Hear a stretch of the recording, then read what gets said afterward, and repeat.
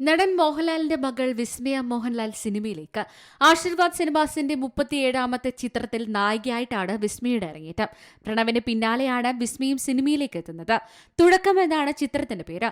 മോഹൻലാൽ തന്നെയാണ് തന്റെ സമൂഹ മാധ്യമങ്ങളിലൂടെ പ്രഖ്യാപനം നടത്തിയത്. ജൂഡ് ആന്റണി ജോസഫാണ് സിനിമയുടെ സംവിധായകൻ.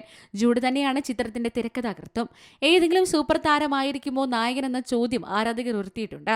പ്രണവ് മോഹൻലാലും പ്രിയദർശന്റെ മകൾ കല്യാണിയും സിനിമയിലെത്തിയപ്പോൾ തന്നെ വിസ്മയ സിനിമയിലേക്ക് വരുമോ എന്ന ചോദ്യം ആരാധകരിൽ നിന്ന് ഉയർന്നിരുന്നു.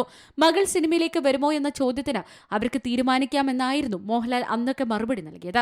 കഴിഞ്ഞ ദിവസം മുത്തശ്ശി ശാന്തകുമാരിയുമായുള്ള മുഖസാദൃശ്യത്തെക്കുറിച്ച് പോസ്റ്റ് പങ്കുവച്ച വിസ്മയ മോഹൻലാൽ രംഗത്തെത്തിയിരുന്നു.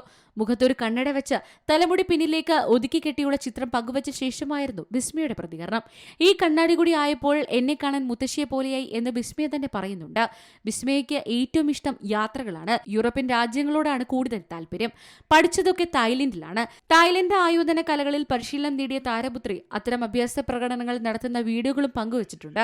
ഗ്രെയിൻസ് ഓഫ് സ്റ്റാർഡസ്റ്റ് എന്ന പേരിൽ വിസ്മയ എഴുതിയ പുസ്തകം പെൻഗ്വിൻ ബുക്സ് ആണ് 2021 പ്രസിദ്ധീകരിച്ചത്. Entertainment desk, Zee Malayalam news. ഏറ്റവും പുതിയ വാർത്തകളും വിശേഷങ്ങളും വിരൽ തുമ്പിലറിയാൻ സീ മലയാളം ന്യൂസ് എല്ലാ ഡിജിറ്റൽ പ്ലാറ്റ്ഫോമുകളിലും ലഭ്യം.